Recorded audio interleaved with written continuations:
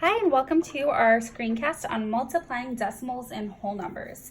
There are two parts to our objective today. So the first is I can multiply a decimal by a single digit whole number. And then the second part is I will explain how I solved the problem using models and place value understanding. So you have to be able to show the evidence of your thinking and explain how you got your answer. We're going to start with a review.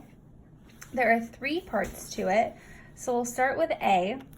We have a decimal that was given to us here, and we need to say the number out loud. So think in your head first how you would say this. Hopefully you said 1 and 234 thousandths. How many thousandths are there in this number? Hopefully you said 4. For the next review, let's practice some addition of decimals. I have 7,258 thousandths, and I'm adding on 1,000th. You can write your answer down and check. 7,259 thousandths. If we were to trade out these little thousandths pieces, teeny tiny thousandths pieces, for hundredths and then tenths and whole numbers, we would actually write the final answer like this: 7 and 259 thousandths. And now we're subtracting 4 ones, 8 hundredths, minus 2 ones. Think about it. You might even jot down a quick model. If I'm taking away 2 out of my 4 ones, I'm left with 2 ones and all 8 of my hundredths. So we would write our answer 2 and 8 hundredths. All right, so for the next part, we're actually gonna go right into multiplying decimals. We're gonna do 3 practice problems together here, so you can kind of set up columns, and then you can even write all 3 problems. 3 times 2 tenths, 3 times 3 tenths, 4 times 3 tenths. Okay, and I'm gonna cover up this side. We're gonna focus only on problem 1 to start. So you're gonna draw place value charts. And for the first 3 problems, you're only going to need ones and tenths, but note that I made the little decimal right here. And we are going to draw our decimals in. So I'm first deciding, am I drawing this 3 or am I drawing 2 tenths? Well, this is set up for ones and tenths, and I want to show my decimal first. So let's show 2 tenths. I'm just going to use dots. And I'm showing 2 tenths 3 times. So there's one group. There's my second group of 2 tenths. And here's my third group of 2 tenths. How many tenths do we have all together? 6. I have 3 groups of 2, so we need to count the dots. 1, 2, 3, 4, 5, 6, and I have 0 ones. And if we made that match our standard algorithm, 2 times 3 is 6, 3 times 0 is 0, and I bring my decimal down, 6 tenths. So let's try it with the next one. We're going to set up our place value chart. I'm drawing 3 tenths. 1, 2, 3. They go on my tenths column. And I need to do that 3 times. So 1, 2, 3. There's my first group, my second group, 1, 2, 3, and my third group. So I have 3 groups of 3 tenths. I need to start counting dots. 1, 2, 3, 4, 5, 6, 7, 8, 9. 3 times 3 is 9. 3 times 0 is 0. My decimal comes straight down.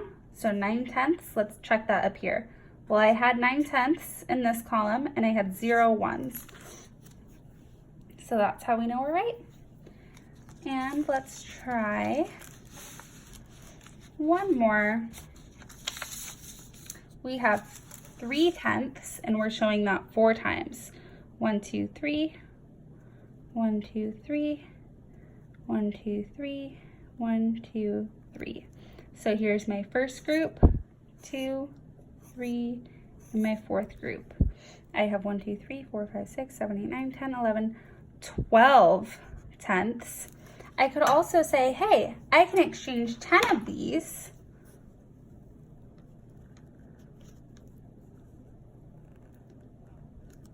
for a ones piece.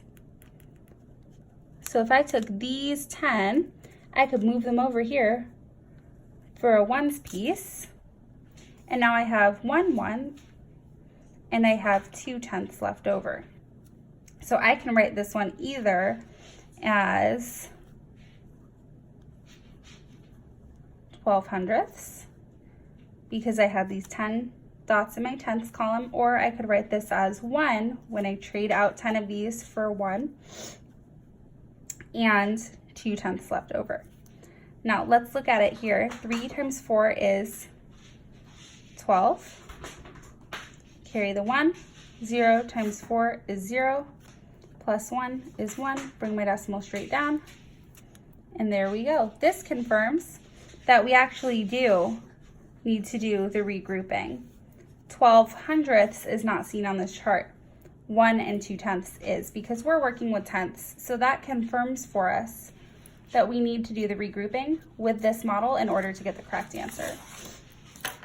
Let's go to the next set of problems. You're going to notice that we have a couple more columns added on. We have hundredths and thousandths added on. Let's just look at problem 4 this time. Notice how we only have problem 4 and problem 5. You can write them down. And you can even set up the place value charts. They both go ones to thousandths. But we'll do problem 4 first. So we'll focus over here. I'm showing 43 hundredths first. And I need to show 43 hundredths 2 times. Let me get my paper straightened out here. Okay, so we have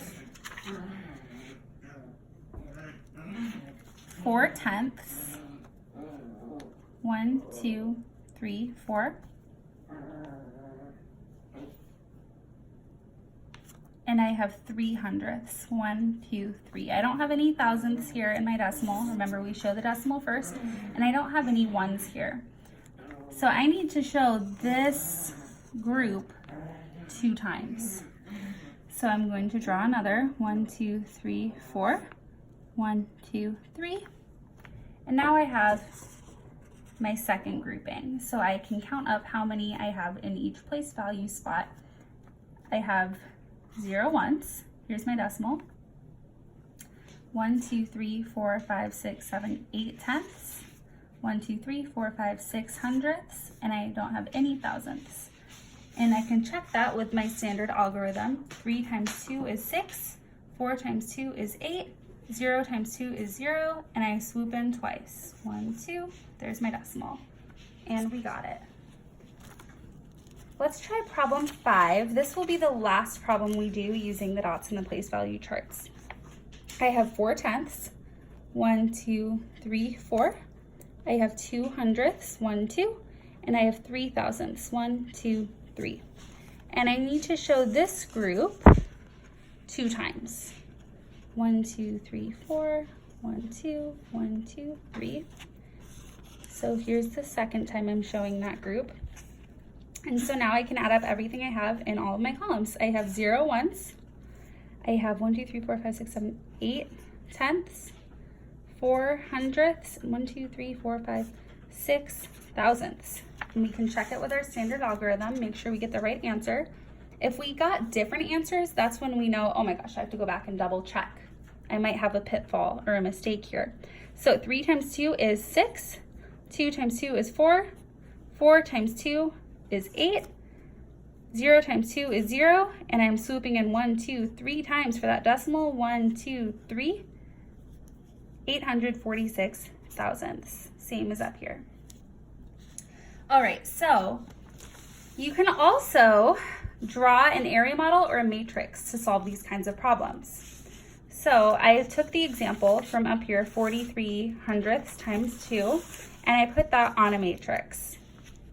we would break apart the decimal into place value spots. So how many tenths I have, how many hundredths I have. If you have a problem where there's thousandths, you can add that part on too. And then how many times I'm multiplying it. And since this is a single digit lesson, we only need one box here. So 2 times 4 tenths and 3 hundredths. 2 times 4 is 8, and those will be my tenths. 2 times 3 is 6, that will be my hundredths. And I can kind of add up here along the bottom. So I would write 8 tenths is 0.8, and I would write 6 hundredths is 0.06. When I add those together, 0.86. So you can choose which method you prefer as long as you are able to explain how each of these methods works. They're also great to know multiple because then you can go back and you can check your work using a different strategy. So you can go ahead and work on these before you get your other practice pages. Do A and B with your groups, try C on your own, turn it in on an exit ticket so I can check your understanding, and thanks so much for watching.